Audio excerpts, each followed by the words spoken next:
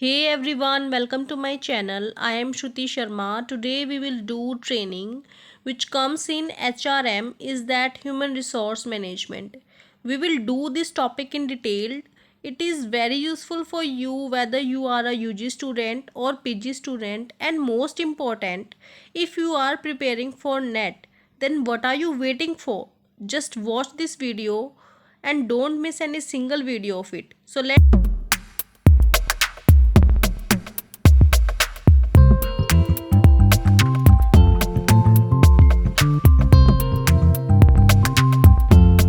आज हम first to topics cover करेंगे which includes training meaning and who is trainer and who is trainee. तो चलिए शुरू करते हैं।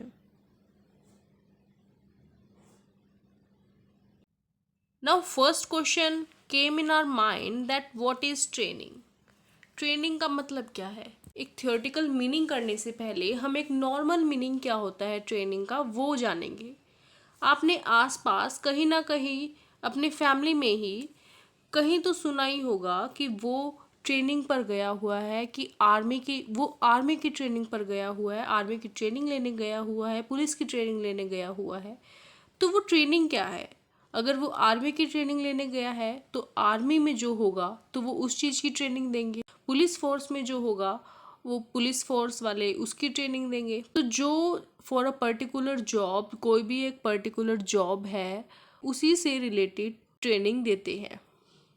Now, what is training? We will do in a proper way. Training means the process of increasing the knowledge and skills of an employee for doing a particular job.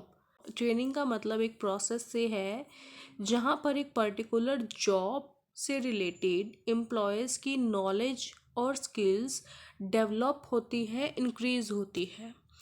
Next, to improve the job performance and work behaviour of those trained. इसका क्या फ़ायदा होगा? जो उनकी job performance है वो improve होगी, work behaviour improve होगा। किसका? ट्रेनीज का। मतलब जिसने ट्रेनिंग ली है उनकी जॉब परफॉर्मेंस इम्प्रूव होगी और वर्क बिहेवियर इम्प्रूव होगा। एक बात और, जब भी हम किसी भी चीज़ का मीनिंग करते हैं तो उसके जो ऑब्जेक्टिव्स हैं वो उसी के अंदर ही छुपे होते हैं, बस आपको उनको ढूंढना होता है। फॉर एग्ज़ाम्पल, अगर हम यहाँ पे देखें कि ट्रेनिंग के ऑब्जेक्टिव्स क्या क्या होंगे तो वो क्या होंगे?